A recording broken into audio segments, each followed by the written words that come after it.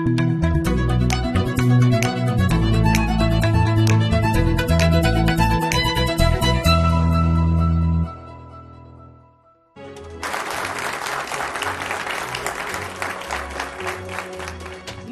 स्वागत है आपका हमारी इस खास पेशकश में जयंत सिन्हा की क्लास। जी हाँ, आपके साथ हूं मैं नेहा बाथम और हर साल बजट के इस मौके पर हम एक बेहद खास मेहमान को लेकर आते हैं और ये खास मेहमान दरअसल हमें सरल, आसान और स्पष्ट भाषा में ये समझाते हैं कि बजट क्या है, बजट का स्वरूप कैसा हो सकता है। और इस बार तो स्वयं जयंत सिन्हा जी यहाँ पर हमारे साथ स्टूडियोज में मौजूद हैं और ये खास ट्यूटर, ये खास शिक्षक आज हमें समझाने वाले हैं इस क्लास में कि दरअसल बजट के और खासतौर पर अंतरिम बजट जिसको लेकर तमाम कयास लगाए जाते हैं उसका मतलब क्या है। जयंत जी, बहुत बहुत स्वागत है आपका आज तक पर और जोरदार तालियों के साथ जयंत जी का स्वागत कीजिए।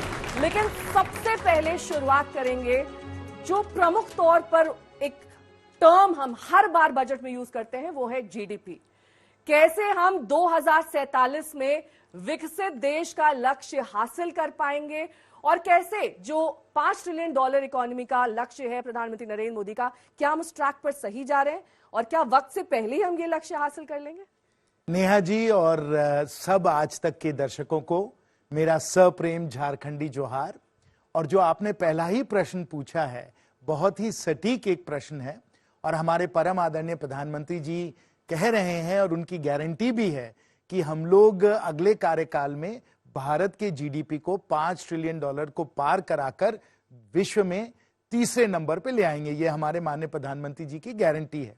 तो इसे समझना बहुत जरूरी है कि आज हम कहां हैं, कल हम कहां थे और आगे के दिन हम कहां पहुंचने वाले हैं। तो मुझे मालूम है कि जैसे आप लोग हर साल करती हैं नेहा जी, आप लोगों ने बढ़िया बढ़िया इसके लिए आंकड़ों के जरिए, आपको मालूम है कि मैं इंजीनियर हूं तो मुझे आंकड़े बड़े पसंद है, इसलिए मैं आंकड़ों के जरिए इनको आपको समझाना चाहता हूं। और क्लास हो और उसमें आंकड़े ना हो और जयंत जी एक एक आंकड़े को स्पष्ट तौर पर हमें समझाएंगे क्योंकि दुनिया के प्रमुख देशों में भारत की जीडीपी कहां स्टैंड करती है। 2 जनवरी 2024 का डेटा है जयंत जी, अगर आप हमारे तमाम स्टूडेंट्स को समझा सके कि इसके मायने दरअसल क्या है हिंदुस्तान के लिए। बिल्कुल, मैं अभी समझाता हूं। आपने पहले भी एक प्रश्न पूछा था कि जीडीपी होती क्या चीज है। ये तो जीडीपी आप समझिए ग्रोस डोमेस्टिक प्रोडक्ट, उसको अंग्रेजी में कहते हैं। उसका मतलब ये है कि देश में हम कितना उत्पादन कर रहे हैं, यानी हम लोग कितना प्रोडक्शन कर रहे हैं। और ये उत्पादन सिर्फ गुड्स का यानी वस्तुओं का नहीं है, ये उत्पादन सर्विसेज का भी है, यानी शिक्षा भी है, स्वास्थ्य भी है, आईटी सर्विसेज आप दे रहे हैं तो वो भी उत्पादन में आ जाता है। और उसका मूल्य क्या है, उसका वैल्यू क्या है, ये हम लोग उसको मानते हैं। और अधिकांश इसको डॉलर्स में देखा जाता है और ट्रिलियंस ऑफ डॉलर्स में देखा जाता है। तो ये जैसे आपने कहा 2024 के आंकड़े हैं, लेकिन मैं आपको एक चीज पहले बता दूं कि 2014 में हम लोग बिल्कुल एकदम पीछे थे, हम लोग एकदम पीछे थे। और 10 वर्षों में हम लोग बढ़ते बढ़ते बढ़ते बढ़ते अब हम लोग आ गए हैं, आप देख रही हैं यहां 5वें स्थान पे। ठीक है, हमसे आगे अभी 4 और देश हैं। अमेरिका जो बहुत ही बड़ा उनका अर्थव्यवस्था है, 26 ट्रिलियन से ज्यादा, फिर चीन, फिर जापान और फिर जर्मनी।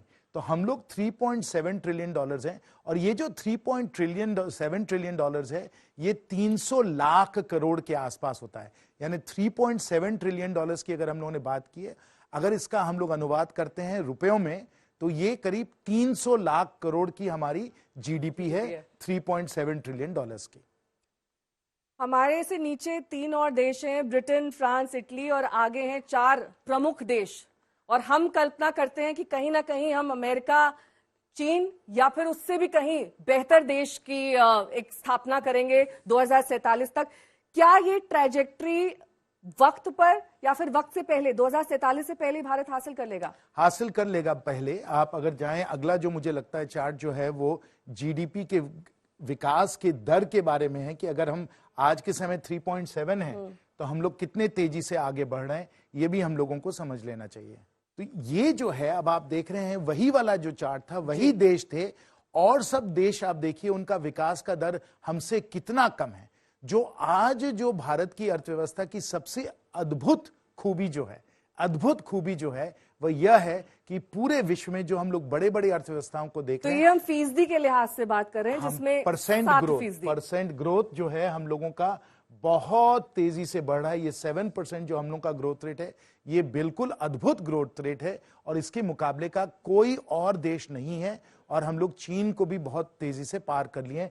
इसलिए हम लोगों को विश्वास है, भरोसा है और माननीय प्रधानमंत्री जी की गारंटी भी है कि हम लोग एक विकसित भारत बना ही लेंगे। तो जयंत जी, वो जो बार बार के शेप्ड रिकवरी की बात होती है, उसको आप कैसे सरल भाषा में समझाएंगे? के शेप्ड रिकवरी क्या है, उसके मायने जीडीपी के लिहाज से, भारत की अर्थव्यवस्था तो के जब अर्थशास्त्री आपको के शेप रिकवरी के बारे में बताते हैं तो उनका इसमें मानना यह है कि जो सबसे अमीर लोग हैं वो अच्छा कर रहे हैं और जो ज्यादा मिडिल क्लास और गरीब लोग हैं वो अच्छा नहीं कर रहे हैं। इसको इन लोगों ने के शेप रिकवरी कहा है, क्योंकि ऊपर का के अच्छा कर रहा है और फिर नीचे और बीच वाले लोग अच्छा नहीं कर रहे हैं। लेकिन ये वास्तविकता में ऐसे नहीं है। वास्तव में अगर आप देखिए तो आप देखिएगा कि हर तबका जो भारत का है, हर वर्ग जो भारत की जो है आबादी, सब तो लोग संपूर्ण विकास हो रहा है, संपूर्ण विकास हो रहा है, सबका उत्थान। लेकिन फिर आप पर ये आक्षेप और आरोप क्यों लगते हैं कि एक खास तबके का ही विकास हो रहा है? जो रिच हैं वो रिचर हो रहे हैं, यानी कि जो बहुत अच्छा कर रहे हैं वो आने वाले वक्त में और ज्यादा अच्छा करेंगे, जबकि जो नीचे का तबका है उसका विकास संपूर्ण तौर पर नहीं हो रहा है। ये गलत बात है और इसको मैं पूरी तरीके से खारिज भी करता हूं, क्योंकि आज के समय, और ये मोदी सरकार की गारंटी है कि पिछले 10 वर्षों में हम लोगों ने हर कोई के घर में 10 वर्ष में 10 लाभ हम लोगों ने पहुंचाए हैं। अब लगभग सबके पास पक्का घर है, सबको राशन मिल रहा है, सबको शौचालय मिल गया है, बैंक का खाता मिल गया है, आयुष्मान भारत मिल गया है, शौचालय मिल गया है, गैस का सिलेंडर मिल गया है। तो अगर आप देखें तो जो बात होती है कि निचले तबके के लोग, अंतिम जो पंक्ति के लोग हैं, उनका उत्थान नहीं हुआ है, वो बिल्कुल गलत बात है। लेकिन अब दुनिया के प्रमुख देशों की आबादी, जिसकी बात अभी अभी जयंत जी ने करी, हम कहां पर हैं? हम सबसे आगे हैं आबादी के मामले में। 144 करोड़ इस वक्त हमारी जनसंख्या, उससे भी ज्यादा है। जो अभी ताजा आंकड़े आए हैं 18 जनवरी 2024 के, उसके मुताबिक 144.86 करोड़, यानी कि चीन से भी आगे। सर, बिल्कुल सही कहा आपने, और हमने पहले ही कहा कि हमें अपनी आबादी को समझना बहुत जरूरी है। आज विश्व में सबसे बड़ी आबादी भारत की ही है। हम लोगों ने चीन को पार कर लिया है। और अगर अमेरिका को देखिए तो अमेरिका तो बहुत ही कम है, अमेरिका सिर्फ 35 करोड़ के आसपास है। हम लोग 144 करोड़ 145 करोड़ के पास हैं। और इसमें भी आपको समझना चाहिए, जो बहुत ही महत्वपूर्ण बात है, कि हमारी आबादी जो है वो अभी भी बढ़ रही है, क्योंकि हम लोगों का देश जो है वो युवा देश है। हमारे पास एक युवा शक्ति है जो और देशों में नहीं है। युवा शक्ति होने के नाते हमारे देश की आबादी बढ़ रही है, लेकिन चीन की आबादी घट रही है। चीन की आबादी घट रही है क्योंकि उनके देश में जो लोग हैं ज्यादा उम्र के होते चले जा रहे हैं। वो उतना युवा देश नहीं है जितना भारत है, यानी वर्कफोर्स की आबादी घट रही है। बिल्कुल सही। उनके जो वर्कफोर्स में जो लोग काम कर रहे हैं, उनकी जो संख्या है वो कम होती चली जा रही है। भारत की संख्या बढ़ रही है और अमेरिका की जो संख्या है वो लगभग एकदम फ्लैट समानांतर बनी। हाँ, ये जो अभी है वैसे ही इनका रहेगा। लेकिन चीन की आबादी बड़ी तेजी से घट रही है और इसलिए चीन को हम लोग संभव है कि पार भी कर सकते हैं, क्योंकि हमारे पास युवा शक्ति है, नारी लेकिन शक्ति सर, आबादी को कैसे हम अपनी ताकत बना सकते हैं? वर्कफोर्स तो आपने कहा ही, लेकिन कैसे ये हिंदुस्तान की ताकत बन सकता है? और क्या पॉपुलेशन कंट्रोल बिल लाने से कुछ फायदा होगा? नहीं, इसको कुछ करने की जरूरत ही नहीं है, क्योंकि अपने आप में जब हम आबादी की बात करते हैं तो आबादी में अपने आप स्टेबलाइजिंग फोर्सेस हैं, एक स्थिरता आ जाती है। जैसे आप लोगों ने देखा कि भारत की आबादी आज के समय जो है करीब 145 करोड़ की हो गई है, लेकिन बढ़ते हुए अगर हम 2100 की बात करें, यानी आज हम लोग 2024 में हैं, हम लोग 74 वर्ष आगे देखें, भविष्यवाणी करें, तो जो यूएन के प्रोजेक्शंस हैं वो बता रहे हैं कि भारत की आबादी 145 करोड़ थी, अब 153 करोड़ ही होगी, यानी कि ज्यादा इसमें बढ़ोतरी नहीं होने वाली है। हाँ, ये स्थिर रहेगी। लेकिन क्योंकि चीन का जो है फर्टिलिटी रेट बहुत कम हो रहा है, हर महिला के कम बच्चे हो रहे हैं, इसलिए उनकी जो आबादी जो हम लोगों के आसपास की थी, करीब 144 करोड़ की उनकी आबादी थी, वो घटकर आधी होने वाली है और सिर्फ 77 करोड़ हो जाएगी। लेकिन और सर, और अमेरिका की जो थी, जो 35 करोड़ थी, वो लगभग स्थिर रहेगी। इसलिए अमेरिका और भारत की आबादी स्थिर होने वाली है, चीन की आबादी घटती चली जा रही है, और इसलिए जो विकास हमारा होने वाला है, जो हम अर्थशक्ति बनने वाले हैं, वो अपने आबादी के इस शक्ति के कारण और खासकर युवा शक्ति के कारण हम लोग होने वाले। लेकिन सर, सबसे महत्वपूर्ण सवाल जो आबादी से जुड़ा हुआ वो ये है कि इससे रिसोर्सेज पर बहुत ज्यादा प्रेशर पड़ता है, डिमांड सप्लाई गैप जो है वो बढ़ता है, और इसके अलावा जो नौकरियों की स्थिति है, एक एक नौकरी के लिए लाखों में आवेदन आते हैं, तो ये स्थिति, इसको आप कैसे एक्सप्लेन करेंगे? इसमें बहुत जरूरी है नेहा जी कि हम लोग सब लोगों को वो हुनर दें, वो स्किल्स दें, वो शिक्षा दें, एजुकेशन दें, जिसके द्वारा आप लोग अपने स्किल्स को, अपनी क्षमता को बढ़ाते चले जाएं और आपकी योग्यता पूरे विश्व में उभर के आए, क्योंकि विश्व में लोगों की जरूरत है, लोगों के काम की जरूरत है, और वो काम भारत दे सकता है, आप लोग दे सकते हैं। ठीक है, ये तो बात हो गई भारत की आबादी की रफ्तार की।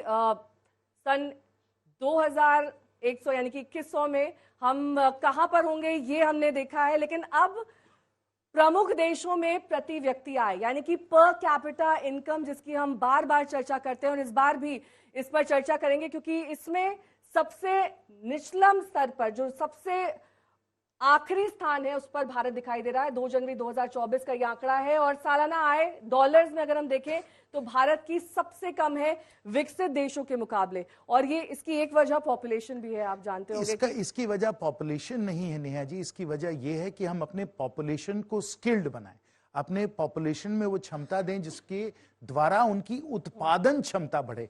आज अगर भारत $2400 पर कैपिटा है, यानी कि उत्पादन पर व्यक्ति इसका सिर्फ 2400 है, और अमेरिका का देखिए, मतलब ये अद्भुत है कि अमेरिका में हर व्यक्ति का उत्पादन $80,000 के आसपास है। अब आप देखिए चीन और भारत का अगर आप देखें तो आप देखिएगा कि चीन करीब भारत से 6 गुना ज्यादा उत्पादन कर सकता है, यानी उनकी उत्पादन क्षमता हमसे 6 गुना ज्यादा बेहतर है। तो हम लोगों को अभी क्या करना है, अमेरिका तो हमसे 30 गुना ज्यादा बेटर है, 30 गुना ज्यादा। तो वो तो बात छोड़िए, हम लोग पहले जो हम लोगों को काम करना है, हम लोगों के चीन के बराबर पहुंच जाना है, और अगर चीन के बराबर पहुंचना है तो जो माननीय प्रधानमंत्री जी कहते हैं, ज्ञान, जो हम लोगों का फॉर्मूला है ज्ञान, यानी गरीब वर्ग के लोगों को हम लोगों को पूरी क्षमताएं देनी है, युवाओं को हम लोगों को और उनको हुनर देना है, अन्नदाता को हम लोग और प्रोडक्टिव बनाएं, और नारी शक्ति जो है हम लोगों की, उसका भरपूर उपयोग करें। ये ज्ञान फॉर्मूला जो है, इसके द्वारा हम लोग चीन की बराबरी और फिर अमेरिका की बराबरी। ज्ञान ये अहम वर्ड है, इस बार पूरे बजट में इसकी चर्चा होने वाली है, इस पर विस्तार से जयंत जी से जानेंगे। लेकिन इस बीच हम अपनी क्लास से सवाल ले लेते हैं, क्योंकि मास्टर जी यहाँ पर मौजूद हैं। आप लोग के अगर कोई सवाल है तो आप जयंत जी की इस क्लास में पूछ सकते हैं। जी, आपका सवाल। मेरा सर से सवाल है, मैं Divyam Sharma, Birla Institute of Management Technology का छात्र हूँ। हम एमबीए छात्रों के लिए सबसे जरूरी है रोजगार, तो मेरा सवाल आपसे ये है कि इस बजट में रोजगार के लिए सरकार क्या क्या करने के लिए सोच रही है? तो बजट में, ना सिर्फ इस बजट में लेकिन हर बजट में रोजगार के लिए बहुत सारी नई योजनाएं आती हैं, बहुत अच्छा निवेश होता है। तो आपको मालूम ही है कि नेशनल एजुकेशन पॉलिसी को हम लोगों ने कुछ वर्ष पहले लागू किया है, और उसको हम लोग और साधन दे रहे हैं। हम लोग जो नई नई टेक्नोलॉजीज आ रही हैं, जैसे आर्टिफिशियल इंटेलिजेंस है, क्वांटम कंप्यूटिंग है, उसको हम लोग प्रोत्साहन दे रहे हैं। नेशनल रिसर्च फाउंडेशन को भी हम लोगों ने प्रोत्साहन दिया है, और विशेष 2 चीजें हैं जिन पे आप जरूर ध्यान दीजिए। एक तो प्रोडक्शन लिंक्ड इंसेंटिव स्कीम, जिसके द्वारा मैन्युफैक्चरिंग को बहुत प्रोत्साहन मिला है, बड़े तेजी से हम लोग अपनी मैन्युफैक्चरिंग को बढ़ा रहे हैं, उसमें भी बहुत रोजगार का सृजन हो रहा है। अगर हम बजट का नाम ही सुनते हैं तो सब लोग कहते हैं कि बजट में क्या है, हमारे लिए क्या है। तो अगर आप सरकार का बही खाता समझा सकें कि कैसे रेवेन्यू एक्सपेंडिचर के लिहाज से जो इनकम डेफिसिट होता है वो क्या होता है, और अगर इन सब जार्गन की बात नहीं भी करते हैं तो क्या है बजट? जार्गन छोड़िए नेहा जी, इसको बड़े आसान तरीके से हम लोग को समझना चाहिए।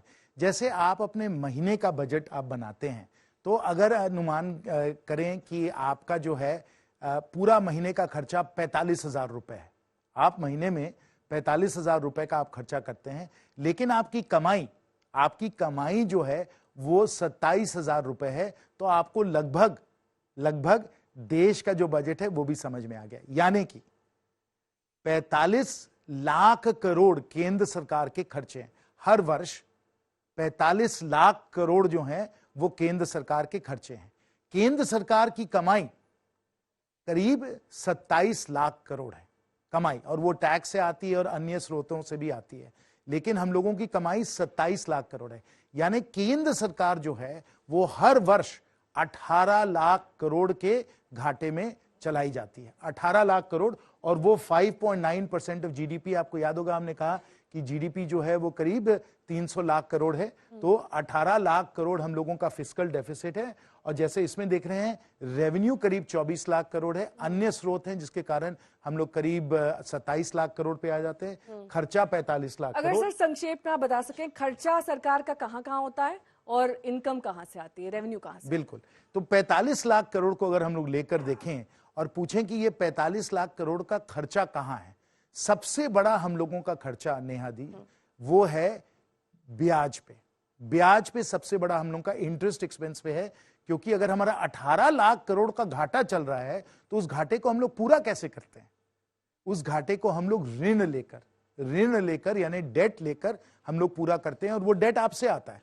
आपके बैंक अकाउंट से जाकर सरकार पैसे ले लेती है, बोलती जरा हमको पैसे दे दीजिए, हमको अपने खर्चे चलाने हैं। लेकिन क्योंकि हमने आपके पैसे लिए, हम लोगों को आपको ब्याज भी देना पड़ता है, और वो ब्याज सबसे बड़ा खर्चे का एक ये हिस्सा है, वो है 10 लाख करोड़। फिर हम लोग सब्सिडीज देते हैं, यानी कि जब हम लोग गरीबों को मुफ्त अनाज दे रहे हैं, फर्टिलाइजर की सब्सिडी दे रहे हैं, किसान सम्मान निधि दे रहे हैं, तो ये इन सबको कहते हैं सब्सिडीज। और सब्सिडीज पे खर्चा है 5 लाख करोड़। 5 लाख करोड़ हम लोग का खर्चा है सब्सिडीज पे। जैसे मैंने कहा 10 लाख करोड़ इंटरेस्ट पेमेंट्स यानी ब्याज हम लोग दे रहे हैं, 5 लाख करोड़ की सब्सिडीज हैं, 4 लाख करोड़, लगभग 4 लाख करोड़ हम लोग डिफेंस में दे रहे हैं। डिफेंस पे जो हम लोगों को सुरक्षा के लिए, पूरे अपने आर्म्ड फोर्सेस के लिए मोटा मोटी हम लोग 4 लाख करोड़ का हम लोग खर्चा कर रहे हैं। ये 45 लाख करोड़ के सबसे मुख्य जो इसमें खर्चे हैं। अब हम लोग जब रेवेन्यू में आते हैं तो रेवेन्यू के 3 मुख्य स्रोत हैं, 3 मुख्य स्रोत। पहला करीब लगभग 9 लाख करोड़ का है, और वो है जो हम लोगों को कंपनियों के द्वारा जो उन पे हम लोग टैक्स लागू करते हैं, वो 9 लाख करोड़। 9 लाख करोड़ लगभग आप लोगों का इनकम टैक्स है, यानी जो हम लोग इंडिविजुअल्स पे इनकम टैक्स हम लोग हासिल करते हैं। और फिर इस एक और बड़ा जो हम लोगों का स्रोत है टैक्सेस का, वो है जीएसटी। तो ये 3 मुख्य स्रोत हैं, कॉर्पोरेट टैक्सेस, इनकम टैक्सेस और जीएसटी।